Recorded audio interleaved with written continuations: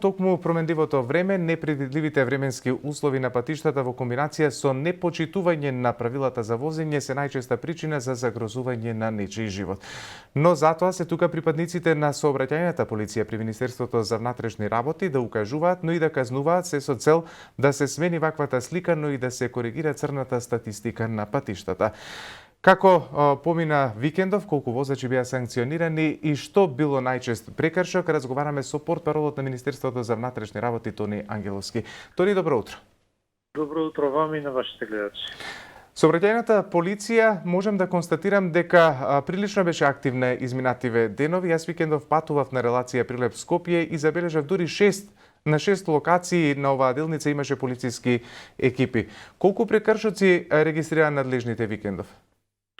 Се разбира, полициските службеници од сообраќајната полиција се грижат за безбедноста на граѓаните и токму затоа се преземаат овие мерки за да ја зголемиме безбедноста на патиштата. Овие мерки кои што ги преземаме не само викендов, туку наназад веќе повеќе од една година и ги даваат соодветните резултати преку тоа што имаме огромно намалување на бројот на жртви.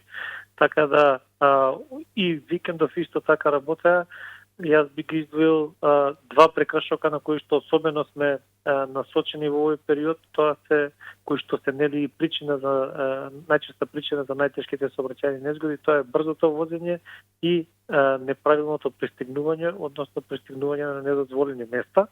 Така што во текот на вчерашниот ден исто така беа спроведени контроли од овој тип. Би го издвоил, бројката би издвоил од 91 возач на автопатот Велес-Куманово, каде што имаме санкционирани, а дури 18 возила од овие се движеле со над 50 км на час над дозволеното. Значи тоа не зборуваме за мали прекорачувања, туку за огромни пречекорувања кои што ја загрозуваат безбедноста, а исто така карактеристично имаме 39 прекршоци за неправилно пристигнување на територија на СВР Тетово.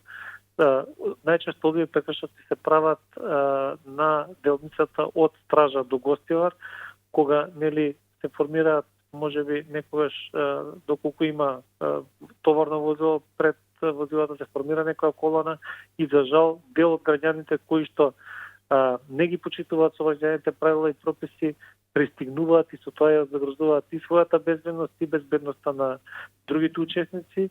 А иако таму имаме сообраќајки со тешки последици, за жал за некои граѓани тоа не е сигнал дека мора да се почитуваат правилата. Токму поради тоа сообраќајната полиција настапува и како што кажав на тој правец имаме 39 санкции само во периодот од 12 до 16 часот вчера. Така што продолжуваме ние и во наредниот период. Особено сега апелирам и колегата претходно кажа, сега се влажни коловозите, бараат особена внимателност за да не дојде до излетување или до некоја друга сообраќајна незгода, така да внимателно да возиме и заеднички да придонесеме за побезбеден сообраќај. Минатиот месец октомври имаме дури за 55% намалување на бројот на жртви споредено со октомври минатата година. Но не смееме во ниту еден момент да застанеме затоа што еден момент на невнимание може скапо да начини. Тони, викендов МВР спроведе акција во која дури 107 лица, дури кај 107 лица било констатирано дека возеле под дејство на алкохол. Да, имавме и сообраќајни контроли во областа на управување на возилото под дејство на алкохол. И за жал ја имаме и таа бројка, нели, каде овие граѓани возеле иако претходно консумирале алкохол. Ние постојано апелираме, доколку консумирате алкохол, земете такси возило или некој од друштвото доколку не консумира, тој нека вози. Самото земање на воланот е голем ризик и не само што својот живот го доведувате во опасност, туку и животот на другите учесници. Затоа апелирам уште еднаш преку вашата емисија, значи ние не сме против тоа граѓаните да консумираат алкохол, но доколку консумираат алкохол, апсолутно не смеат да го земат воланот, односно да управуваат возило, затоа што како што кажа, покрај пристигнувањето и управувањето со голема брзина и алкохолот е фактор за сообраќајни незгоди со тешки последици. Викендов имаше и 6 случаи во кои лица управувале со нерегистрирано возило. Како се постапува со овие случаи? Апсолутно, значи имаме санкции и за управување без возачка дозвола, но и за управување на нерегистрирано возило.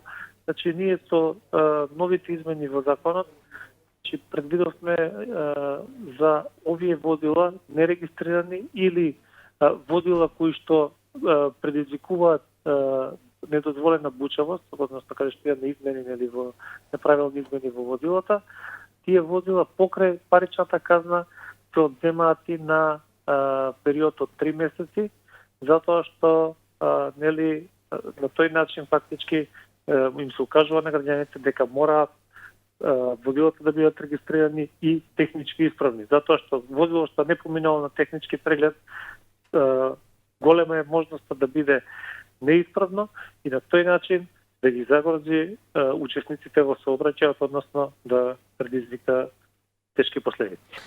Следно прашање, односно одговорот секако ме интересира и мене, а ги интересира и нашите гледачи. Што е со оние возачи кои што од оправдани причини не успеале навреме да го запазат рокот за регистрација? Како да го однесат возилото на технички преглед, а при тоа да не заработат казна?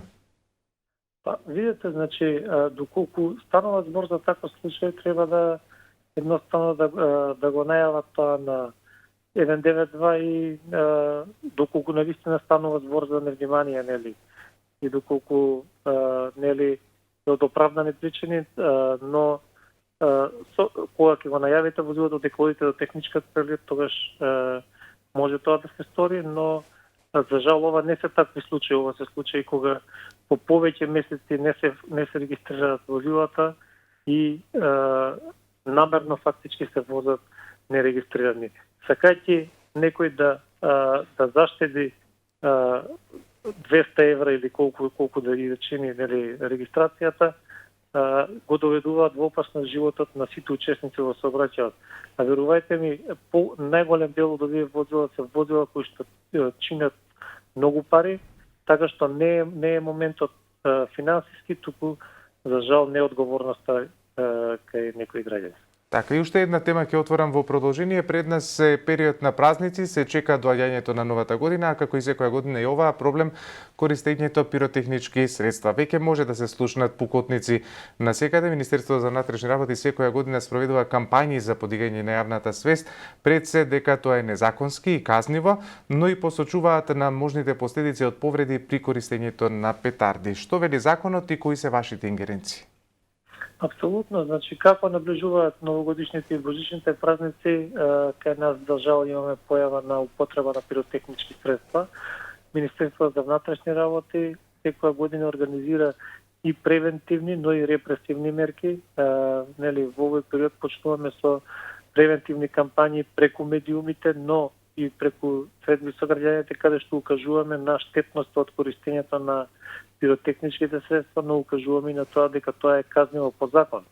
А еве и сега ја користам оваа можност да упатам апел до граѓаните да не купуваат пиротехнички средства, особено до родителите, затоа што ние сме сведоци дека дури и родителите им купуваат така наречени петарди, нели, или на огномети или слични пиротехнички средства на своите деца. Значи, апсолутно оваа желба да се пружи малку забава може капо да не чини. Тони, какви се казните за користење па и за препродажба на пиротехнички материјали?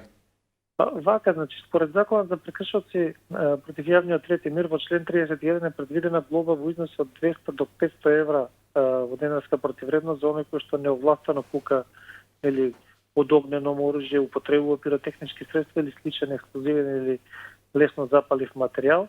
Но согласно кривичниот законник, нели, тука е предвидено исто така недозволено изработување, трчање и тргување со оружје или распрскувачки материи, каде што се вели дека тој што неовластено изработува, држи, продава, набавува или врши размена со огнено оружје, муниција или експлозивни материи, ќе се казни со затвор од 3 до 10 години. Тука пред се мисли на нели зависно од последиците кои што ќе настанат. Ние за жал наназад години имаме не само кај нас, во целиот свет овој проблем каде што се губат екстремитети, нели, прсти, раце, нозе, значи едноставно тешки последици поради неодговорната употреба на пиротехнички Во средства. случај кога корисниците на пиротехнички средства се деца, казните и последиците ги сносат родителите, така?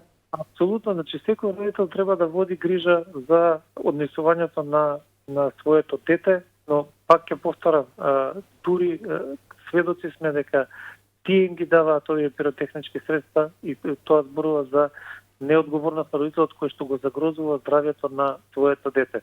Значи има други средства за игра, за забава, избегнете ги пиротехничките средства, тие може да нанесат голема штета. Тони, јас тука ти благодарам за овој денешен разговор. Остануваме ние во комуникација за сите потребни информации понатаму. Ти благодарам уште еднаш за ова вклучување во утрински брифинг. Ви благодарам.